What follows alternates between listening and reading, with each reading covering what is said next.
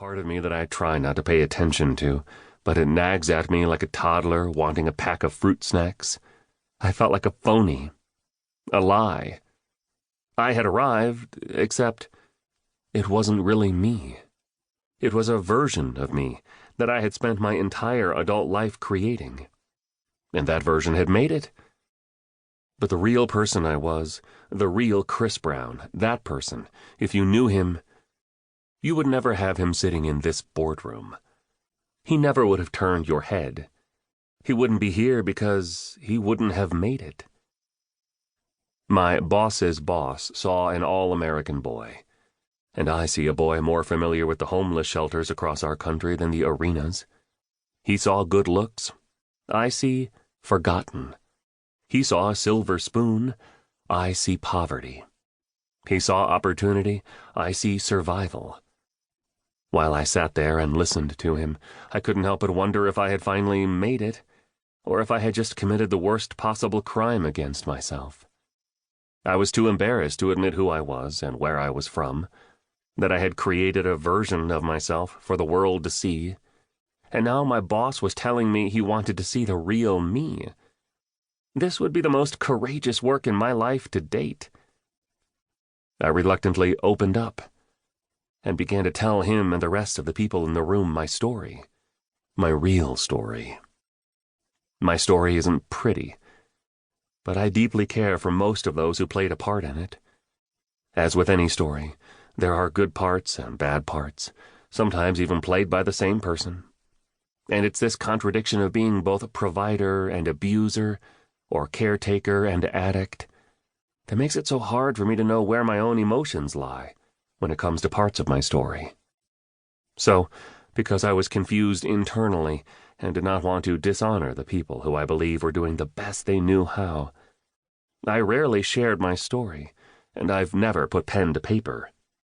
But in the last decade, those key players who left me conflicted all passed away.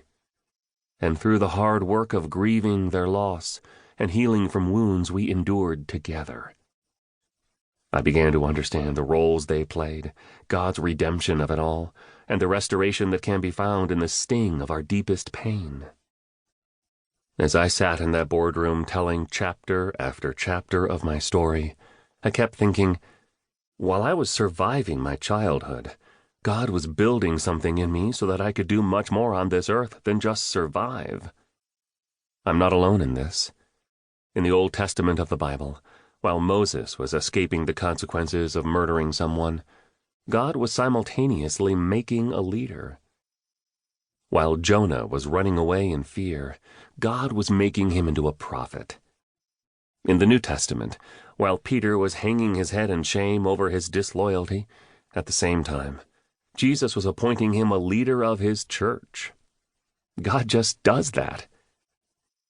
While we think we are merely surviving our pain, God is pioneering something new in us, something useful for this world, something beautiful. Sometimes the best thing we can do when going through pain is merely go through it and leave the rest with God. Going through pain is harder work than we think. It physically and emotionally exhausts us. It makes simple tasks like getting out of bed or taking a shower feel like a mountain to climb before our day even starts. And the tempting thing about pain is that we don't have to feel it if we don't want to. In today's world, we don't have to go through pain if we choose not to.